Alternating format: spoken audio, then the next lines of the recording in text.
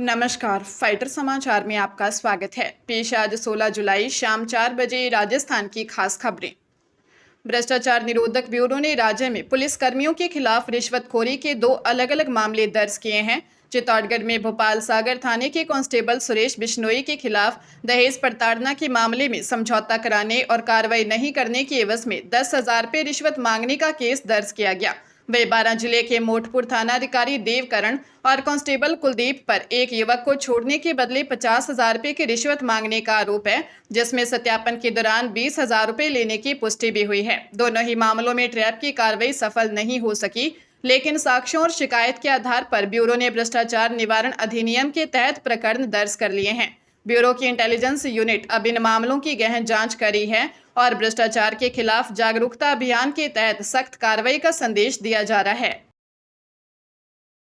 अमेरिकी राष्ट्रपति Donald Trump रूसी तेल खरीदने वाले भारत, चीन, स्लोवाकिया, हंगरी और अजरबैजान पर 100% टैरिफ लगाने की तैयारी कर रहे हैं। अमेरिकी संसद में पेश इस संशोधित द्विदलीय बिल के तहत पहली बार किसी देश पर रूसी तेल खरीदकर उसकी कमाई बढ़ाने के लिए दंडात्मक टैरिफ लगाया जाएगा। शुरुआत में 500% टैरिफ का प्रस्ताव था, जिसे अब घटाकर 100% किया गया है। इस बिल के मूल समर्थक दिवंगत सीनेटर लिंडसे ग्राम थे।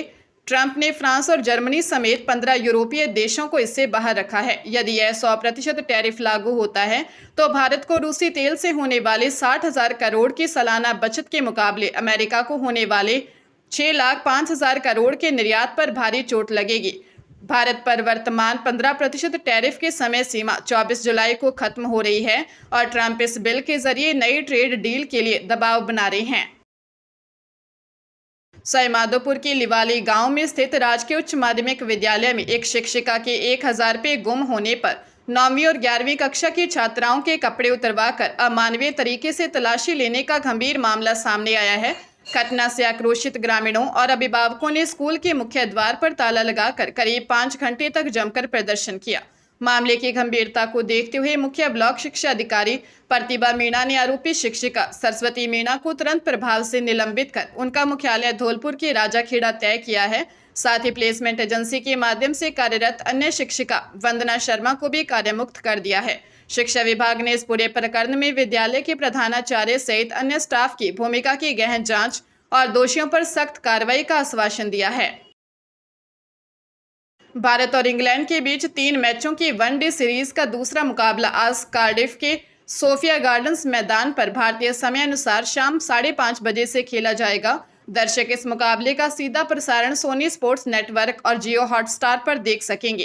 पहला वनडे 6 विकेट से जीतकर सीरीज में 1-0 की बढ़त बना चुकी भारतीय टीम आज का मैच जीतकर अजय बढ़त हासिल करने के इरादे से उतरेगी। वही मेजबान इंग्लिश टीम सीरीज में बने रहने के लिए हर हाल में जीत दर्ज करना चाहेगी। भारतीय कप्तान शुभमन गिल पिछले मैच में 80 रन बनाकर क्रैम्प्स की वजह से रिटायर हर्ट हो गए थे, लेकिन उनके आज के मैच में खेलने की पूरी संभावना है। अनुभवी बल्लेबाज रोहित शर्मा और विराट कोहली से इस मुकाबले में बड़ी पारियों की उम्मीद रहेगी, क्योंकि वे पहले मैच में सस्ते में आउट हो गए थे।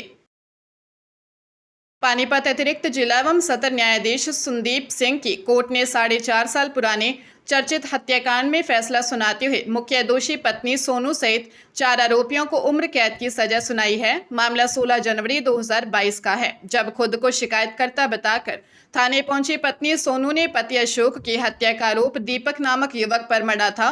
पुलिस जांच में परतें खुली तो सामने आया कि पत्नी सोनू ही इस हत्याकांड की मास्टरमाइंड थी। उसने प्रेम संबंधों के चलते अपने साथियों अजीत, दीपक और सोमवीर के साथ मिलकर पति की हत्या की और साक्ष्य मिटाने के प्रयास किए थे। पुलिस ने तकनीकी और वैज्ञानिक साक्ष्यों के जरिए साजिश का पर्दाफाश किया। मामले में एक अन्य आरोपी महिला उषा को संदेह का लाभ देते हुए कोर्ट ने बरी कर दिया है। अजमेर के गेगल थाना क्षेत्र में एक ट्रेलर और बाइक के बीच हुई दर्दनाक भिड़ंत में बाइक सवार बुजुर्ग दंपति की मौके पर ही मौत हो गई। मृतकों की पहचान भूडोल निवासी 70 वर्षीय सरकारी स्कूल के रिटायर्ड हेडमास्टर प्रभुलाल और उनकी 65 वर्षीय पत्नी मैना देवी के रूप में हुई है। प्रभुलाल अपनी पत्नी की थेरेपी कराने के लिए उन्हें अजमेर लेकर आए थे और इलाज के बाद वापस अपने गांव भूडोल लौट रहे थे। इसी दौरान रास्ते में एक तेज रफ्तार ट्रेलर ने उनकी बाइक को साइड से जोरदार टक्कर मार दी, जिससे दोनों नीचे गिर गए और ट्रेलर के पहियों की चपेट में आ गए। हादसे को अंजाम देने के बाद आरोपी चालक मौके से फरार हो गया। सूचना मिलने पर पहुंचे स्थानीय पुलिस ने ट्रेलर को जब्त कर लिया है और शवों को मोर्चरी में रखवाकर फरार चालक की तलाश शुरू कर दी है। पंजाब की तरनतारन पुलिस ने रंगदारी और फायरिंग के मामलों में वांछित अपराधी साहिल मुरादपुरा को एक मुठभेड़ के बाद गिरफ्तार कर लिया है। केंद्रीय जांच एजेंसी और थाना सिटी पुलिस की संयुक्त टीम ने अटारी कपूरथला मार्ग पर विशेष नाकाबंदी की थी।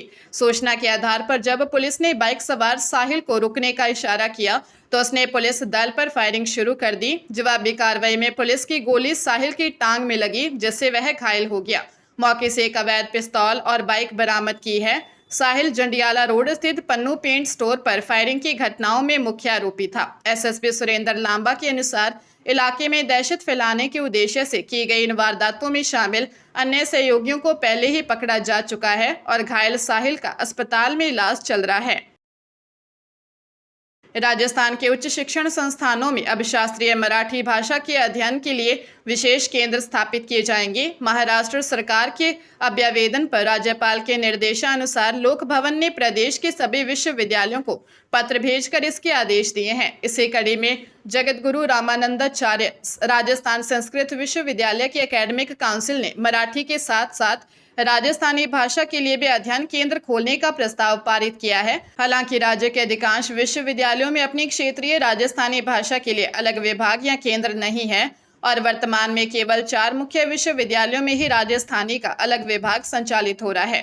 पूर्व कुलपतियों और विशेषज्ञों का मानना है कि दूसरी भाषाओं के ज्ञान से पहले अपनी राजस्थानी भाषा को केंद्र से मान्यता दिलाना और प्रदेश में इसे मजबूत करना अधिक आवश्यक है।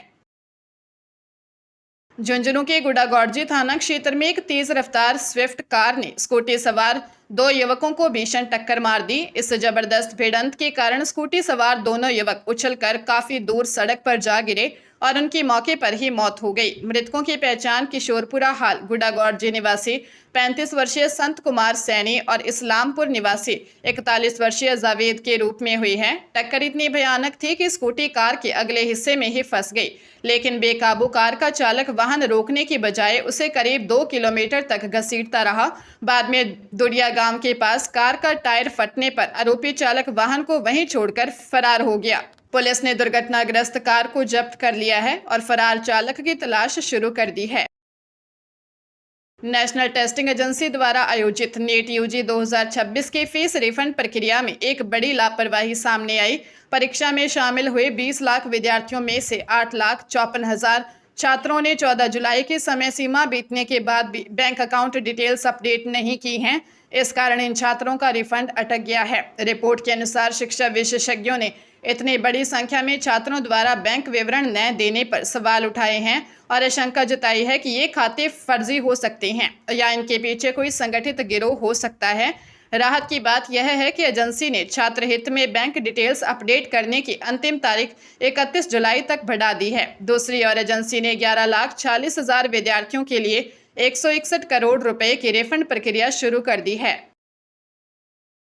बाड़मेर जिले के ग्रामीण थाना क्षेत्र में देरासर गांव के पास एक दर्दनाक सड़क हादसे में पिता की मौत हो गई और बेटा गंभीर रूप से घायल हो गया। बोतिया जगीर निवासी 60 वर्षीय ताराराम अपने बेटे 25 वर्षीय कानाराम के साथ बाइक पर सवार होकर रिश्तेदार के घर जा रहे थे। तभी सामने से आ रही एक स्विफ्ट कार ने उनकी बाइक को जोरदार टक्कर मार दी। टक्कर इतनी भीषण थी कि बुजुर्ग ताराराम करीब 30 फीट दूर खेत में जा गिरे, जिससे उनकी मौके पर ही मौत हो गई। वह कार का एक टायर निकल जाने से वह अनियंत्रित हो गई। गंभीर रूप से घायल बेटे कानाराम को पहले बाड़मेर जिला अस्पताल ले जाया गया, जहां से प्राथमिक उपचार के बाद उसे जोधपुर रेफर कर दिया गया है। पुलिस मामले की जांच कर रही है।